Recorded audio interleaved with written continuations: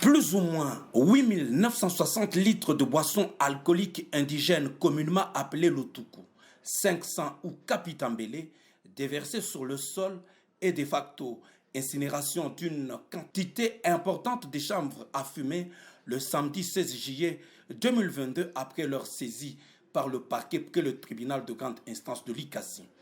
Cette cargaison de stupéfiants prohibés provenait de certaines provinces dont l'Omami, Kasaï oriental et dans le Haut-Lomami, a affirmé les procureurs de la République.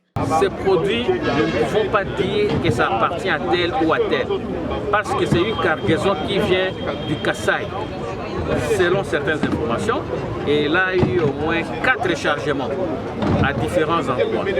Ce qui fait que les propriétaires sont quelque part, ils attendaient seulement qu'ils puissent évacuer leurs produits, ou ils sont ici à l'Ikassi, ils attendaient les récupérer sur place, mais comme l'État les a récupérés, nous sommes obligés de les détruire. C'est ça l'état de droit que prennent les chefs de l'État. Au cours de cette opération d'incinération dans l'enceinte du parquet de la ville de l'Ikassi, les procureurs de la République, Kassonzou Damien, délouaient l'action de la population qui a joué un rôle dans les circonstances de l'arrestation de ce butin. Nous disons d'abord à la population de l'Ikassi, nous la remercions pour la collaboration, parce que c'est la population qui est informée d'avance de certains faits. Il a eu à être informé de cette cargaison, il a informé les services de sécurité.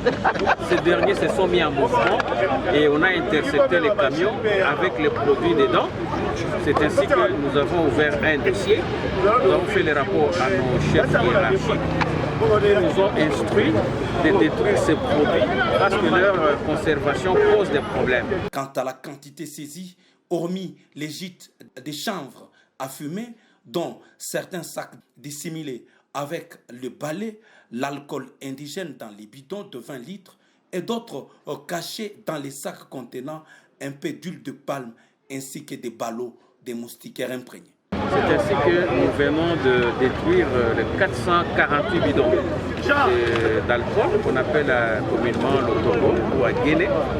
Et il y a environ 72 sacs de chanvre que nous devons aussi détruire tout de suite là, ainsi que les gîtes de moustiquaires qui en réalité ne sont pas vendables. Ce sont des dons, aucune personne ne peut le vendre. Alors il y a certaines personnes qui se permettent de vendre les moustiquaires au lieu de les donner aux personnes qui doivent bénéficier de cela, alors que ce sont des dons du gouvernement. Pour l'instant, 2 personnes sont interpellées, notamment le magistrat qui, ce camion de marque OO, s'est retrouvé dans sa parcelle et le conducteur. Nous avons interpellé un magistrat parce que le camion s'est retrouvé dans sa résidence. Nous estimons que, comme c'était dans sa résidence, c'est lui que nous soupçonnons d'être le propriétaire. Mais il a fait ses déclarations sur le procès verbal. Je ne peux pas révéler les secrets de l'instruction. Mais comme le dossier, c'est le dossier de l'organe du maître de l'action publique, qui est le procureur général, nous avons transmis les dossiers avec le magistrat au parquet général à Lubumbashi. C'est là qu'il se trouve à ce moment. Les occupants, ils ont porté disparu, mais les chauffeurs, hier, il nous a faussé compagnie parce qu'il a disparu avec la clé de contact. Il a bloqué les volants.